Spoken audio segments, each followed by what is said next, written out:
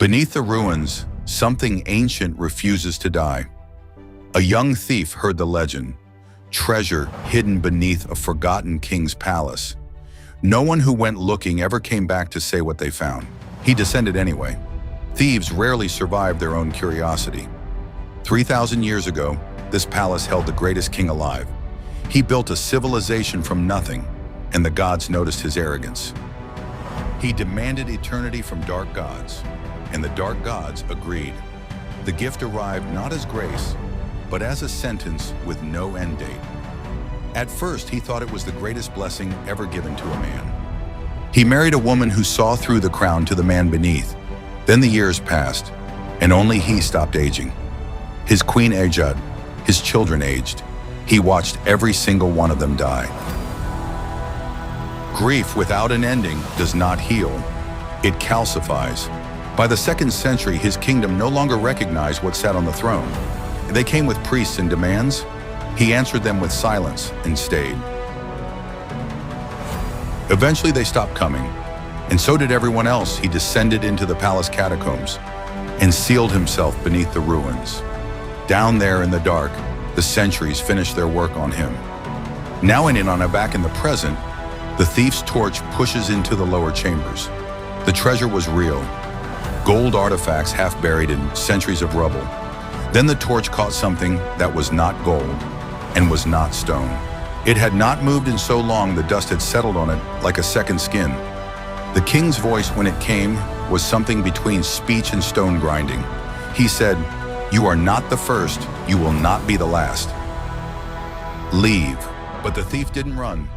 They saw something the others must have missed behind the monster, carved into the wall. Thousands of names, every person he had ever loved, carved by his own hand so he would not forget. The thief understood then, this was not a monster's lair. It was a tomb. The king turned, and for the first time in centuries, he looked at a living person. He did not ask the thief's name. He asked how long he had been down here. 300 years. The king repeated it like a man hearing his own verdict. He showed the thief the journals. Centuries of writings in a dead language, every person he outlived. Every dynasty that rose and fell while he watched. The thief asked the only question that mattered. Why not just let yourself die? He said nothing for so long the thief thought he hadn't understood.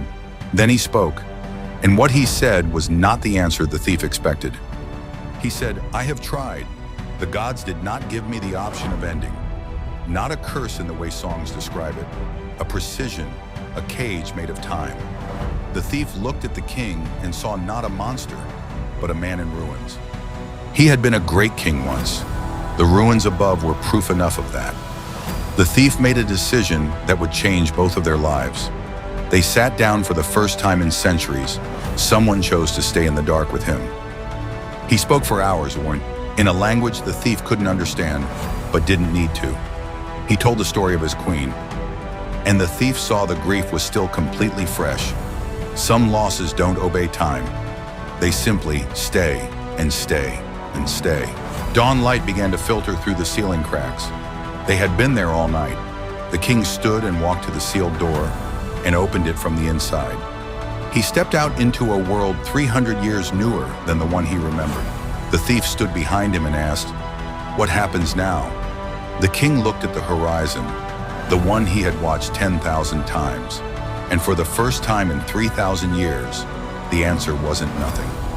He told the thief, "Go. Tell them what you found beneath the palace. Tell them the king is still there, not hiding anymore. Just waiting." Waiting for what? He did not say, and the thief did not ask. Some curses, when you stop fighting them, begin to feel like something else. He walked back down to the treasury, not to hide, but to begin. He sat at the stone ledge and opened the journal where he had last stopped writing.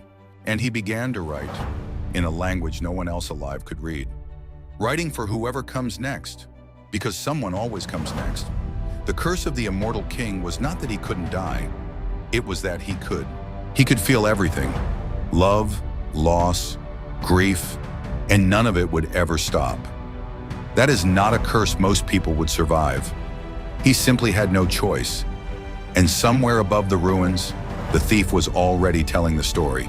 Stories are the only immortality that actually works. The king knew this now. The ruins stand. The name is forgotten. The story is the only thing that remains. 3,000 years, and somewhere beneath the stone, he is still writing. The dark gods gave him eternity, but they never managed to take away his grief. For more stories like this, like, share, and subscribe.